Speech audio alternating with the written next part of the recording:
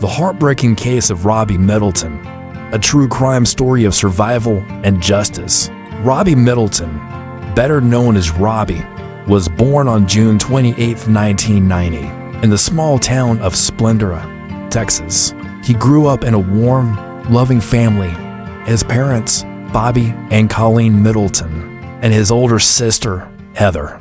The Middletons lived in a tight-knit community where nearly everyone knew each other. Robbie was an outgoing, friendly, and endlessly curious boy. Like most kids, he loved playing outdoors. But there was one thing Robbie loved more than anything else: camping. For years, Robbie had dreamed of owning his own tent, and on his 8th birthday, his parents made the dream come true. It was supposed to be the happiest day of his life. But that day, June 28, 1998, would turn into the complete opposite. The morning began like any other. Robbie woke up to find his parents showering him with love. They handed him two gifts, a large box and a small envelope. When Robbie opened the box, his face lit up with joy. Inside was the very tent he had longed for. He hugged his parents tightly, thanking them for the thoughtful gift. Then, he opened the envelope, which contained a substantial amount of money, at least. It was a lot for an 8-year-old boy. Later, Robbie announced that he wanted to celebrate his birthday by using his new tent in the backyard, and he asked his parents for permission to buy fireworks for the occasion. Not only did his parents agree, but they also took him to the store to pick up everything he needed. As the day went on, Robbie eagerly waited for evening to come. It was time to pick up his best friend, who lived just on the other side of the woods, in the same village. Though the area was deserted and dimly lit, Robbie had walked there many times before without fear. But this day would be different. It would change his life forever. As Robbie made his way through the woods, he became the victim of an unimaginable and brutal attack. A teenager named Donald Wilburn Collins tied him to a tree with a fishing net, drenched him in gasoline, and set him on fire. Though Robbie screamed in agony, his cries were swallowed by the vast, empty woods. Ironically, it was the excruciating pain that kept him from passing out that kept him alive. When the fishing net finally burned through, Robbie mustered the last of his strength and managed to break free. He crawled, his body smoldering, toward the road that led home. And just as fate would have it, Robbie's neighbors were returning from work. At first, they thought the boy was simply dirty. But as they got closer, they realized the horrifying truth. Robbie wasn't just dirty. He was burned. His body was still smoking, soaked in gasoline. His eyes were completely white, his skin had melted, and his eyelashes, lips, hair, and even his genitals were burned beyond recognition. One of the neighbors, noticing the plumes of smoke rising from the woods, rushed to ensure the fire hadn't spread further. About 100 meters from the road, deep in the thicket, they found the remnants of the fire.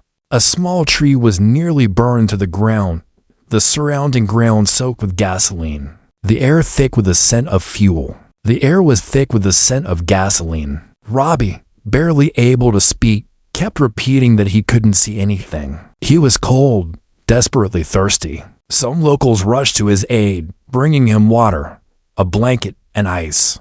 But one of them, having some knowledge of first aid, immediately warned the others not to touch Robbie or give him anything to drink. Anything might make his condition worse. As the neighbors tried to help, Robbie's parents were growing frantic. They had already noticed that their son was missing, and worry set in deep when they saw a group of people gathered at the end of the street, shouting for help. Instinctively, they ran toward the crowd, and there, they saw him, a child, burned beyond recognition. Colleen immediately recognized his red sneakers. It was Robbie. Everyone gathered around, asking him what had happened. Was it an accident, or had someone done this to him on purpose? At first, Robbie seemed lost, unable to answer. His mind, clouded by the pain and shock, struggled to process what had happened. But eventually, with great effort, he spoke. A teenager named Rex Taylor, he said, had splashed gasoline in his face. Just as Robbie's voice faded, the first ambulance arrived. He was rushed to a small hospital in Houston, but his injuries were so severe that he was quickly transferred to a medical center in Galveston. Robbie's parents were told that 99% of his body was covered in third-degree burns. The doctors said his chances of survival were almost zero, but they couldn't give up on him. They immediately began a series of surgeries, removing most of Robbie's burned skin. They started the long process of replacing it with lab-grown skin. The only part of his body that remained unharmed was a small patch of skin on his right leg. It was from this small section that specialists grew thousands of tiny skin patches for future transplantations. Against all odds, Robbie survived, but his life would no longer be the same. It became an endless series of surgeries, hospital stays, and painful treatments. The investigation into what happened to Robbie began almost immediately. Detectives started questioning the neighbors. They learned that Robbie had mentioned a teenager named Rex as the one who attacked him. But when they spoke to Rex, he claimed that on the day of the incident, he was swimming with his friends in the river. Since Rex and his friends cooperated with the investigation, detectives had no reason to doubt their alibis, and they were cleared as suspects. The investigation hit a dead end.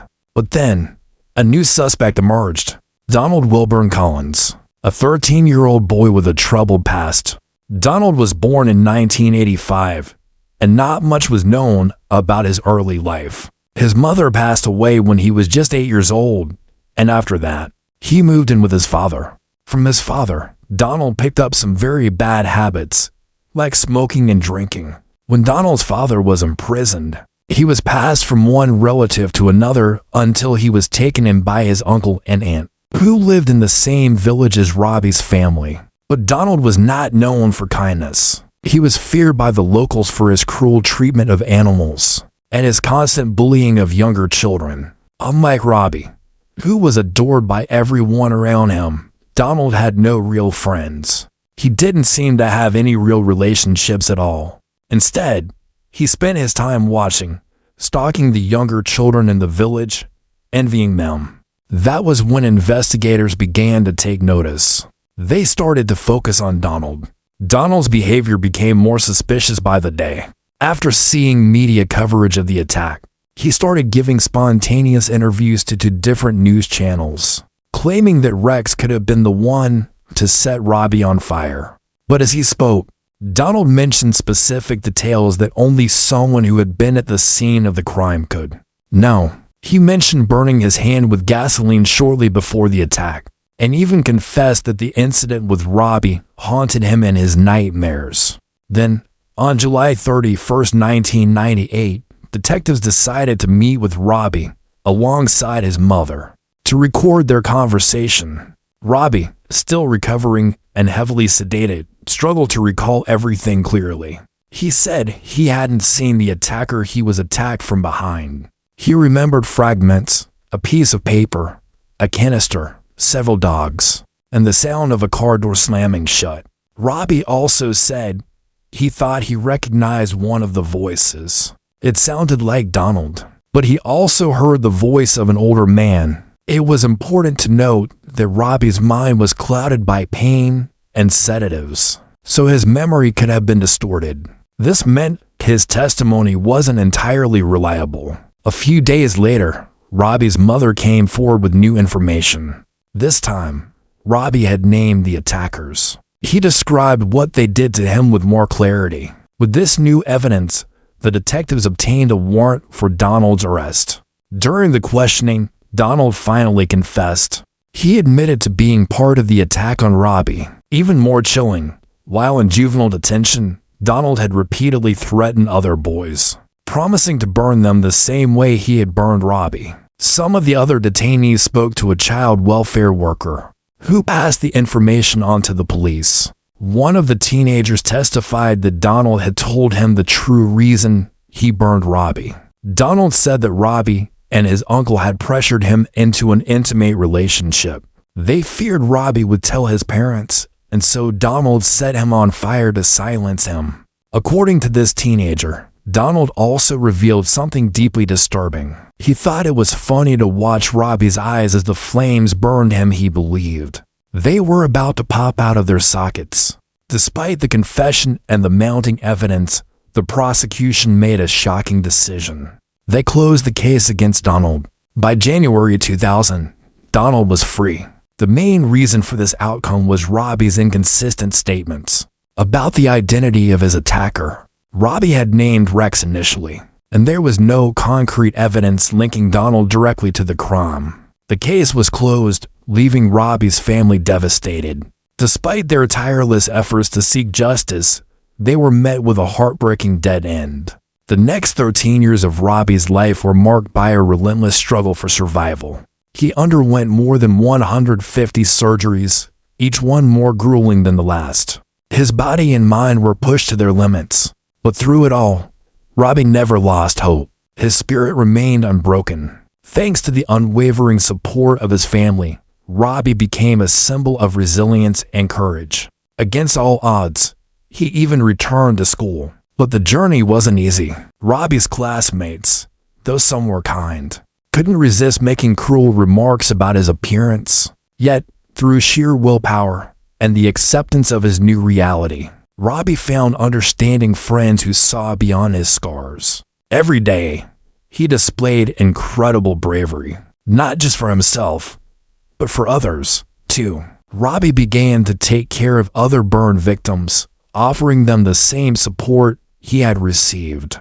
Robbie didn't just care for himself, he became a source of strength for others too. He met regularly with other victims of similar crimes, becoming a protector to those who had suffered like he had. Not only that, but Robbie started a fundraising campaign to support research in transplantology, dedicating himself to helping others heal, just as he had. His compassion, his dedication, and his resilience served as a constant reminder of the things that truly mattered in life. Robbie had become a role model, a symbol of unwavering courage for countless people who were inspired by his spirit.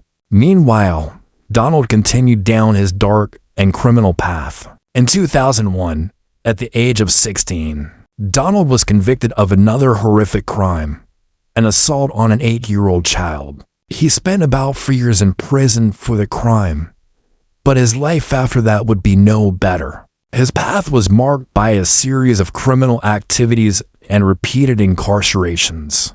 Through it all, Robbie never had any doubts about who had hurt him. He had always believed in his heart that Donald was responsible for the brutal attack. This unwavering belief in the truth led Robbie and his family to file a civil lawsuit against Donald in 2010, accusing him of attempted murder. The Middletons turned to Craig Sayo, a civil attorney who was determined to help them seek justice. Craig worked tirelessly to gather the necessary legal documents, including obtaining a copy of the police report and finding grounds to reopen the criminal case. But just as hope for justice was rising, Robbie's health took a sharp turn for the worse. Despite his unbreakable spirit, the consequences of the attack finally caught up to him. Robbie was diagnosed with skin cancer, a devastating condition that ultimately took his life. At the end of April 2011, Robbie passed away, but not before one final act of courage. In his last days, he recorded a 27-minute video. In it, he told the world the full truth about what happened on that fateful day and shared details he had kept hidden for so long. Robbie revealed that, weeks before the arson, Donald had forced him to the same place and tried to coerce him into having an intimate relationship. Robbie only agreed because he had witnessed Donald doing the same thing to another 8-year-old boy. He also mentioned that on the day he was set on fire, he distinctly remembered hearing the voice of an adult man. He believed the man was likely Donald's uncle. With this final testimony, Robbie's last wish was to ensure that the truth came out his voice. His story would never be silenced. But only days after recording this video, Robbie passed away. His funeral was attended by dozens of people, all coming to pay tribute to the young boy who had inspired so many. While Robbie's family mourned the heavy loss of their son, Robbie's lawyer continued to push forward with the trial. New evidence was introduced, including the final testimony Robbie had left behind. In early September 2011, just 3 months after Robbie's death, another civil court hearing was held. After watching Robbie's heartfelt video, the jury made a symbolic decision that would forever change the course of the case. Donald was ordered to pay Robbie's family $150 billion in compensation. This amount became a record for the largest civil lawsuit settlement in U.S. history. While Robbie's parents knew they would never see a penny of that money, they saw the decision as a measure of justice for their son. Financial compensation was never their goal, it was justice, and they had finally seen it. But the story didn't end there. The Montgomery County Sheriff's Office, with renewed vigor, announced the resumption of the investigation.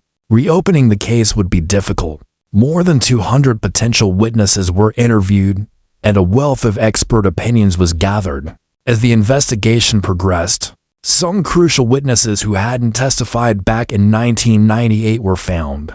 Then, a crucial breakthrough came. Donald's cousin stepped forward as a key witness. She revealed that, on the night of the attack, Donald had confessed to her. He told her that he was the one who tied Robbie to a tree with a fishing net, drenched him in gasoline, and set him on fire. When she told another family member about what Donald had admitted, the response was chilling. The adults will figure it out themselves. This revelation added another layer to the already complicated case.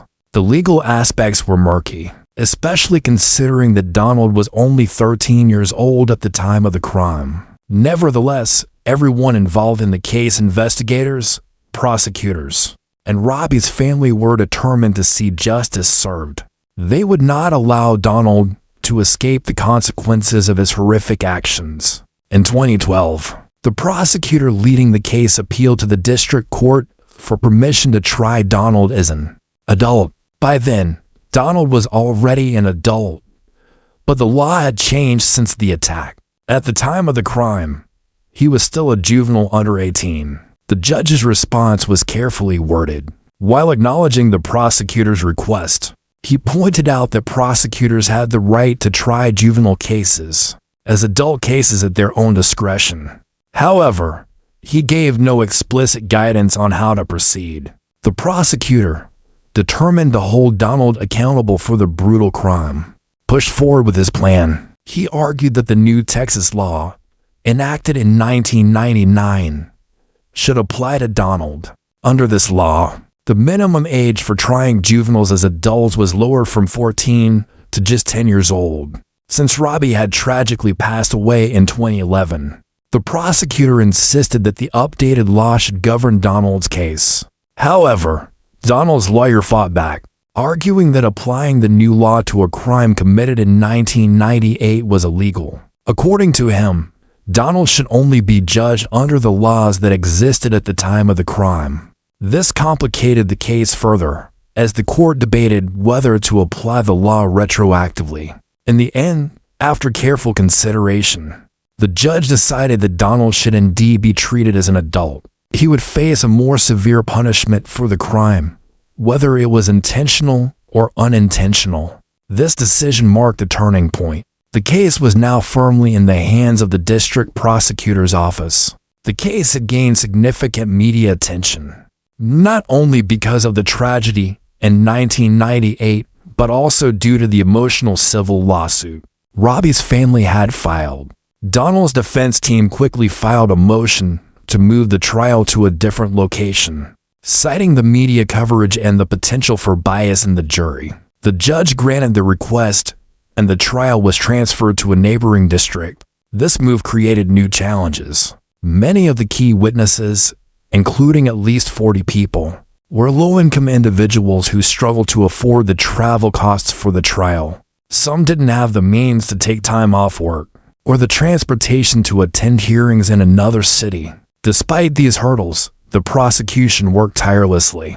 They were determined to make sure the witnesses who could make a difference were present at the hearings. But more complications arose. Around 10 key witnesses were individuals who had been in juvenile detention with Donald in 1998. By the time the trial began, These witnesses were still incarcerated in the Texas penitentiary system. Even with all the logistical difficulties, the trial of Donald finally began in 2015. The trial didn't follow the usual chronological order. Instead, the prosecutors began with the testimony of one of Robbie's doctors. He spoke about Robbie's extensive injuries, his mental state, and, most importantly, the cause of death. During the pretrial hearing, the judge made a critical decision. He excluded Donald's confession from the list of primary evidence. This left the prosecution scrambling to find other ways to make their case. That's when they turned to Robbie's final testimony. The video recording, which had been made before his death, became the linchpin of the case. It was powerful. It confirmed what everyone had suspected. Donald had attacked Robbie to conceal another, even darker crime. The jury watched the video more than once. In it, Robbie clearly stated that Donald set him on fire after forcing him into an intimate relationship. It was clear to the chief prosecutor that Donald had tried to kill Robbie to prevent him from revealing the truth, despite Robbie's claim that he heard the voice of an adult man during the attack. The investigation found no evidence of anyone else being present. As the 12 jurors watched Robbie's last, painful testimony, Donald reacted coldly. He turned away from the screen, focusing instead on reading through his lawyer's documents. This did not go unnoticed. The defense quickly filed a protest, accusing the prosecution of manipulating the emotions of the jury. They argued that without direct witness testimony from the incident itself, the case was built on weak grounds. But the prosecution didn't stop there. They invited Donald's cousin to the stand. She testified that Donald had confessed to her, admitting to the attack on Robbie. The prosecution also called Donald's former cellmates from juvenile detention. Each one confirmed that Donald had confessed to them as well. This testimony was damning, but there was more. The prosecution also introduced details about Donald's disturbing history. They revealed that, before attacking Robbie, Donald had previously harmed other young children, a 6-year-old girl and an 8-year-old boy. Finally, on February 9, 2015, after years of pain, the jury rendered its verdict. Donald Wilburn Collins, now 29 years old, was found guilty of murder and sentenced to 40 years in prison. When the sentence was read, Donald showed no emotion. Colleen, Robbie's mother, was in the courtroom. When asked how she felt about the verdict, she said, "I think Robbie would have been happy with this. At least now, Donald won't be able to harm any other child." While Robbie's loved ones were relieved that justice had been served, they still felt the sentence was insufficient. 40 years behind bars for a life taken. For a child destroyed, they knew it wasn't enough. The prosecutors and investigators, however, were satisfied. After 17 long years, justice had finally prevailed. But Donald's defense team wasn't ready to give up. His chief defender immediately appealed the decision, calling the sentence too harsh. The defense argued that Donald was still a minor at the time of the crime, and that the prosecution was relying solely on indirect evidence. They insisted there was a lack of physical evidence and no direct witnesses to confirm the attack. Despite the defense's arguments, 3 appellate courts upheld the conviction. The final decision came down in October 2017, marking the end of the legal battles. Donald's defense may have continued to fight, but the courts were resolute. Justice for Robbie Middleton had been delivered, though the emotional toll was far from over. In October 2017, the possibilities for appealing within the state were exhausted. It seemed likely that Donald's lawyers would attempt to take the case to federal court. However, there was no confirmation that a new appeal was ever filed. Currently, Donald remains incarcerated in a maximum security prison in Texas. He won't be eligible for parole until 2053. The story of Robbie Middleton serves as a painful reminder of the cruelty a human being can inflict on another. But it also highlights the incredible strength of spirit and courage that one young boy, Robbie, showed in the face of unspeakable suffering. Robbie endured a hellish journey, striving to return to a life that was as close to normal as possible. and ultimately achieving justice for himself and his family. But the price he paid, his life, his happiness, his very identity, was far too steep. It is a tragic, heartbreaking reminder of the cost of violence and the ways that one person's actions can irrevocably change the lives of others. As for Donald, his punishment is one that many might feel is too light for the horrors he inflicted. It's clear that Donald's actions were not only driven by cruelty, but also by a twisted sense of control over others, particularly over the vulnerable. The trauma he caused Robbie and the fear he instilled in others is undeniable. And while he has faced consequences, it's difficult not to feel that justice is still incomplete.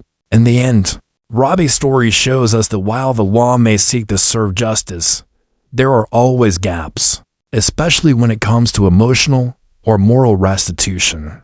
Donald will serve his sentence, but what about the lives he destroyed? What about Robbie's final years filled with surgeries and pain? His unrelenting battle just to survive? Perhaps the real justice lies not in the punishment itself, but in the story that Robbie leaves behind, the story of resilience, of refusing to let the cruelty of others define you, and of showing the world what true courage looks like.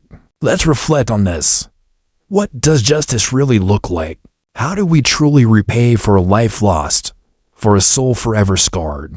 What do you think? Drop your thoughts in the comments below. And if you found the story as powerful as I did, don't forget to like, subscribe, and hit the bell icon to stay updated on more gripping true crime stories. Until next time, friends.